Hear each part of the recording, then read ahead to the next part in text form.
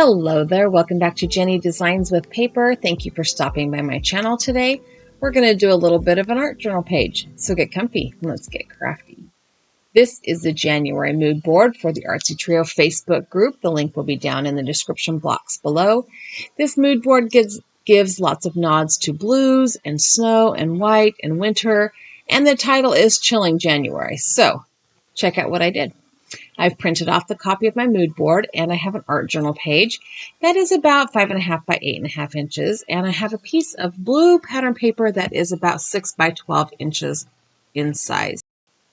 The first thing I want to do is adhere this blue pattern paper to my art journal page, and this is a thicker pattern paper, so instead of using like a liquid medium or a gel medium, I'm just using good old-fashioned double-sided adhesive and Tombow Mono liquid glue. So I've put some double-sided tape, really strong double-sided tape along all of the edges. And then I'm going to go ahead and fill the center with the Tombow glue to kind of help keep the page from bubbling up in the middle or raising in the middle. I don't want any air bubbles or anything trapped underneath it, I guess is what I'm trying to say. So I'm going to line that up with the bottom, and then I'm going to go ahead and trim that off, which I did off camera. And now I'm adding some texture to the background with this Hero Art. It is called, I have no idea, Mixed Textures Stamp Set. And I'm using some white pigment ink. This happens to be Simon Says Stamp pigment ink. And I'm going to be using some white embossing powder as well. The first stamp I've selected from this collection is this brick wall or brick wall segment. And I'm just adding that in a couple of places. I even flipped it upside down at one point to get a little bit more diversity in the shape of this. And then I'm going to go ahead and add the white embossing powder. This is Brutus Monroe Alabaster White. I find it to be a very stark white embossing powder. It doesn't look creamy or yellow with the heat tool, so I like that. Then I'm going to go ahead and add some text. There's this block like a mini paragraph of newspaper kind of font. And for some reason, I only put 2 of these on there. And still, I'm not sure why I did that. I don't know. I did not re-ink between these 2 because I didn't care that it wasn't perfect. The third stamp I'm going to select is an alphabet. It's like ABCs in kind of a cool font. And I'm going to put it all over the page to kind of fill in the rest of the background of this page with that stamp. Again, I'm not necessarily re-inking every time because it is pigment ink is wet enough that even a second generation stamping will collect the pigment or the embossing powder. So once I have all of those stamped sections covered in white embossing powder, I am going to bring in my heat tool and heat set all of this embossing powder. It doesn't look like there's any rhyme or reason to this, which there's not. There's literally no rhyme or reason. It's just there to break up the background. The next thing I want to do is add some archival ink around the edges of this. And as I got to this right-hand corner, I realized that it was not heat set completely, so I did have to reheat set that and then clean up my foam blending thingy to get all the loose powder off that, which I just edited that out because, well, it was weird. I figured I could tell you about it without having to make you watch me clean it up. The next thing I want to do is put in some black into the background of this page. So I pulled out these, what remains of this little package of Tim Holtz rub-ons.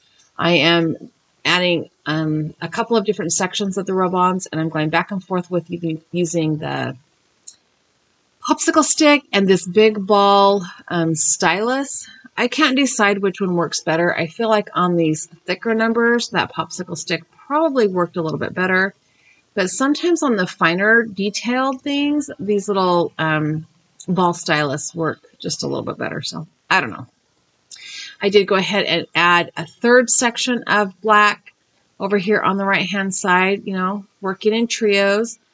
I watched Mike's video, or one of Mike's videos, I don't know, last week or 2 or something, and he pulled out this circle cutter, and I remembered that I had one, and I need circles for my focal image, so I decided to pop this out and use it instead of my die cut machine, because this is a year where I use the stuff in my stash. everything in my stash I bought for a reason, and I need to use it. So that is my theme for 2024. Use what I have. That doesn't mean I won't buy new stuff, but for now, I'm on a spending freeze because I bought Christmas stuff I haven't even used yet. So anyways, we're going to go ahead, and I have these little circles, and I have a 2-inch, 2.5, 2 inches, and 1 3/4 inch circle or something like that. I don't actually even remember. Yeah, I did all of the first part of the page with the heat embossing and the rub-ons, and then I went to lunch because my friend and I go to lunch for our birthdays, and it was my birthday last week, so we went to lunch, and then I came home and got my kids home from school, and my husband and the boys are going on a camp out because they're crazy, and it's January, but, you know, whatever. And then I decided that I was going to put on my jammies and come in here and finish this page, so that's what I did, which is why it looks weird, like I have, like, different clothes on and no jewelry on, and anyway. The lighting's a little different. Anyways, I am using these circles to make a snowman. I've also just kind of freehand cut a little snowman hat out of some scrap black cardstock. I've also grabbed a piece of orange scrap cardstock and snipped off the corner to make a carrot nose. I used a little tiny circle punch to cut out some black circles or punch out black circles for his hole on his belly. And for his eyes, I'm using googly eyes because why not? Googly eyes are awesome. And if you have been watching TikTok and Instagram reels lately, I am going to be that old lady who walks through Walmart and puts googly eyes on everything. I'm just saying. All right, so right now my page has a nod to the blue. It has a nod to the white, and it has a nod to the snow. I'm also going to add a little quote or sentiment here that reads, "Kindness is like snow. It beautifies everything it covers." Because, you know, a good fresh snowy morning does make everything look sparkly and white until you're into the second snow day. And then, you know, you're kind of wishing that snow would just go away and the kids could go back to school. But, you know. And the next thing I'm going to do to add a little nod to that snow is I have this Simple Stories snowflake stencil.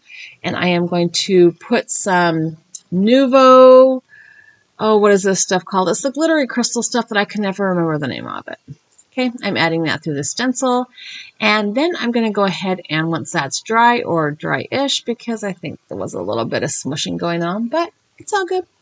I'm going to put a little bit of double-sided adhesive with my ATG on the back of my page. I'm going to put some glue. I don't know why I didn't get the same adhesive I used on the front. I don't know. My ATG was on my desk. That's what I grabbed. I'm going to go ahead and line the page up with that pattern paper. And then off camera, I'm going to trim that down and clean up my desk because there was some glitter on it. I'm going to punch some holes in my page. Then I am going to put a little bit of glue on this mood board printout and add it to the back of my card. Then I know why I did what I did. I'm going to go ahead and sign and date my page. And this might be the fastest art journal page I've ever made a video of. So yeah, super fun. I'm getting back into the swing of the video thing.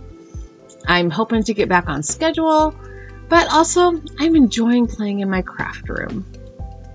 Thanks for hanging out with me today. I hope you enjoyed the video. I have a couple of other videos here I think you might like. I've also added that subscribe button. If you have not yet subscribed to my channel, I would love it if you did. Give me a comment down below. Tell me if you've had any time to play in your craft room. Leave me a thumbs up if you like the video, and have a really great day.